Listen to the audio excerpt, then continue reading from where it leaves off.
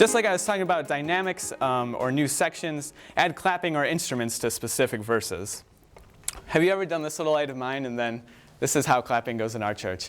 There's like 3 people that start out clapping at the beginning, and then there's a few more, and by the time you get to the 3rd or 4th verse, the whole congregation is clapping, and then like they kind of fade out, and then there's just one guy at the end who's like, "No, guys, we're still clapping. We're still clapping." On the 6th verse, and he's the only one. Oh man.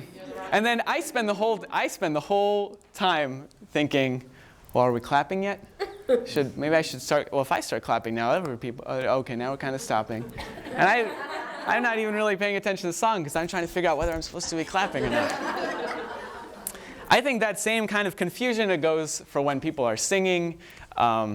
Say, I haven't done this, and I don't know that this would work, but to say, let's clap on the 3rd and 4th verses, or to have someone leading that starts clapping on the 3rd and 4th verses, so that it's really clear what you're supposed to be doing.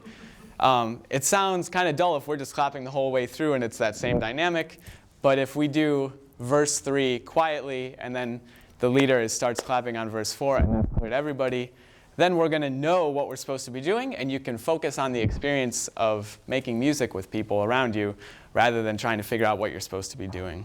Matt, how do you get them to stop clapping? I, at the end of the verse, say, let's hum the next verse. And now quietly, and the piano comes down, and everyone knows that that verse is quiet. So that's part of the choir or the music leader leading, that you say, let's hum the next verse. That kind of thing, maybe you can, it's always almost trial and error sometimes to figure out how much do you need to tell them ahead of time and how much can you just say, let's do this verse loudly as you're going into that verse.